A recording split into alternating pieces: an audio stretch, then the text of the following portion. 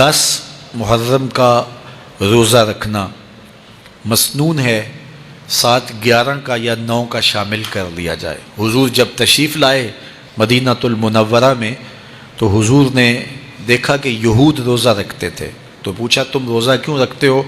تو انہوں نے کہا کہ حضرت موسیٰ علیہ السلام کو قبطیوں سے اس دن نجات ملی تھی۔ تو فرمایا حضرت موسیٰ علیہ السلام کا حق ہمارے اوپر زیادہ ہے۔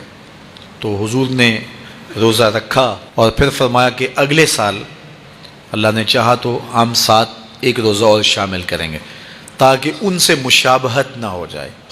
عددی مشابہت سے بھی بچنے کے لیے حضور نے کہا کہ ہم 2 رکھیں گے۔ تو روزہ اگر عاشورے کا رکھنا چاہیں تو اس کے لیے سنت یہ ہے کہ ساتھ یا 9 کا شامل کریں یا 11 کا شامل کریں۔ تو جو افضل ترین روزے ہیں ان میں سے عاشورے کے روزوں کا بھی شمار ہوتا ہے۔ تو اگر ممکن ہو تو جن کو اللہ نے صحت عطا کی ہے، تو آج کل اتنی شدت کی گرمی بھی باقی نہیں رہی، تو وہ یہ روزے رکھیں، ذکر و فکر کے اندر ان ایام کو گزاریں، اپنے والدین کی قبروں پر، اعزاء و اقرباء کی قبروں پر ہر جمعے کو جانا چاہیے۔ اس کے علاوہ بھی جب موقع ملے، یہ رواج جو پیدا ہو گیا ہے کہ 9 محرم کو یا 10 محرم کو مٹی ڈالنے کے لیے وہاں قبرستان میں جایا جاتا ہے، یہ 8 10 15 سال سے شروع ہوا ہے، جبکہ اس کی کوئی اصل نہیں ہے۔ تو اگر آپ روٹین سے جاتے ہیں تو آپ کو ہر جمعے کو جانا چاہیے والدین کی قبروں پر، اور وہاں جا کے ہر جمعے کو سورہ یاسین کی تلاوت کرنی چاہیے۔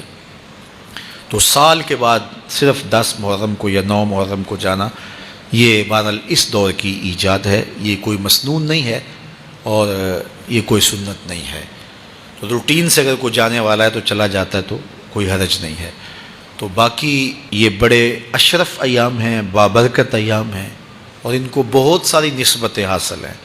حضرت امام حسین رضی اللہ تعالی عنہ کی شہادت کے ساتھ یوم عاشور کو نسبت حاصل ہے، اور اس کے علاوہ بھی بہت سارے عالی مرتبت جو ہے وہ ہستیوں کے وصال کا دن بھی ہے، اور بہت سارے واقعات اس دن جو ہے وہ روح پذیر ہوئے ہیں۔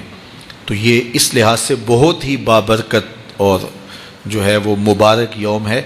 تو اس دن کو ذکر و فکر میں، عبادات میں بسر کیجئے گا، اور اپنی زندگی کی ایک ایک ساعت کو اللہ اور اس کے رسول کے نام پر لگا دینے کے جذبوں سے سرشار ہو کے زندگی گزاریے گا۔ حضرت امام پاک انہوں نے اپنی زندگی دین کے لیے قربان کر دی۔